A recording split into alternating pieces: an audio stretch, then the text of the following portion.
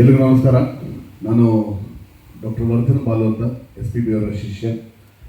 ಇವತ್ತು ಆ್ಯಕ್ಚುಲಿ ಪವಿತ್ರ ನಾಯಕ್ ಅವರಿಂದ ನಾನು ಇಲ್ಲಿಗೆ ಬರಬೇಕಾಯಿತು.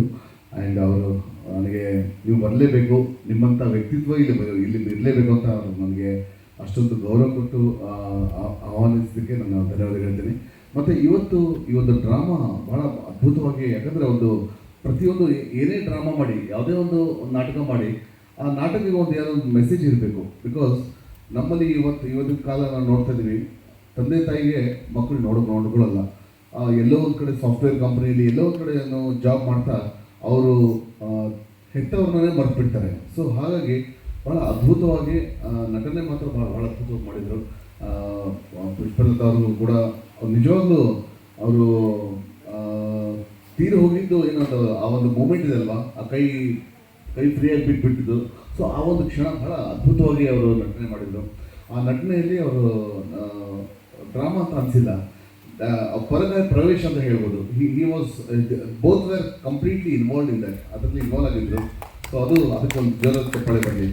ಆಮೇಲೆ ಈ ಪ್ರತಿಯೊಂದು ಏನೇ ಒಂದು ನಾಟಕ ಮಾಡಿದ್ರು ಕೂಡ ನಮ್ಮ ಬಗ್ಗೆ ನಾವು ಥಿಂಕ್ ಮಾಡುವಷ್ಟು ಆ ಒಂದು ಇನ್ವಾಲ್ವ್ಮೆಂಟ್ ಇದೆ ಅಲ್ವಾ, ಅದು ಬಹಳ ಮುಖ್ಯ. ಈಗ ನಾನು ಮೂಲತಃ ಹುಬ್ಬಳ್ಳಿಯವನು. ಸೊ ತಂದೆ ತಾಯಿನ ನಾನು ಬಿಟ್ಟು ಬರುವಂಥ ಪರಿಸ್ಥಿತಿ ನನಗೆ ಬಂದಿದೆ, ಯಾಕಂದರೆ ಅದು ಜನ್ಮಭೂಮಿ, ಇದು ಬೆಂಗಳೂರು ನನಗೆ ಕರ್ಮಭೂಮಿ. ಬಟ್ ಏನೂ ಮಾಡೋಕ್ಕಾಗಲ್ಲ. ಬಟ್ ವಿ ಹ್ಯಾವ್ ಟು, ನಾವು ಬಿಟ್ಟು ಬರಲೇಬೇಕಾಗುತ್ತೆ. ಪ್ರತಿ ಸರಿ ನಾನು ತಂದೆ ತಾಯಿನ ನೆನೆಸ್ಕೊಂಡು ಕಣ್ಣೀರು ಹಾಕಿದ್ದ ದಿನ ಯಾವುದೂ ಇಲ್ಲ. ಎವ್ರಿ ಡೇ ನಾನು ಫೀಲ್ ಮಾಡ್ಕೊಳ್ತೀನಿ. ಸೊ ಏನಾಗುತ್ತೆ, ಕೆಲವೊಂದ್ಸಲ ಅನಿವಾರ್ಯವಾಗಿ ನಾವು ಬರೋದು ಬೇರೆ ಆಗುತ್ತೆ.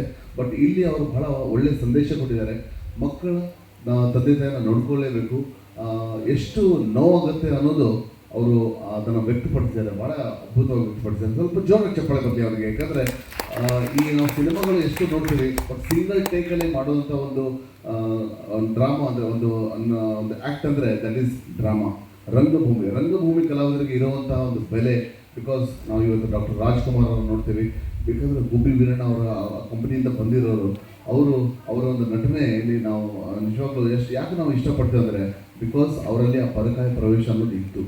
ಸೊ ಹಾಗಾಗಿ ಕಲೆ ಯಾವತ್ತಿಗೂ ಅದು ಅಮರ. ಆ್ಯಂಡ್ ಎಲ್ರಿಗೂ ಒಳ್ಳೆಯದಾಗಲಿ. Thank you so much. ಧನ್ಯವಾದಗಳು. ಜೈ ಹಿಂದ್, ಜೈ ಕರ್ನಾಟಕ. ಸರ್ವೇ ಜನ ಸೃಜನ ಮತ್ತು ಸರ್ವೇ ಸೃಜನ. God bless you all.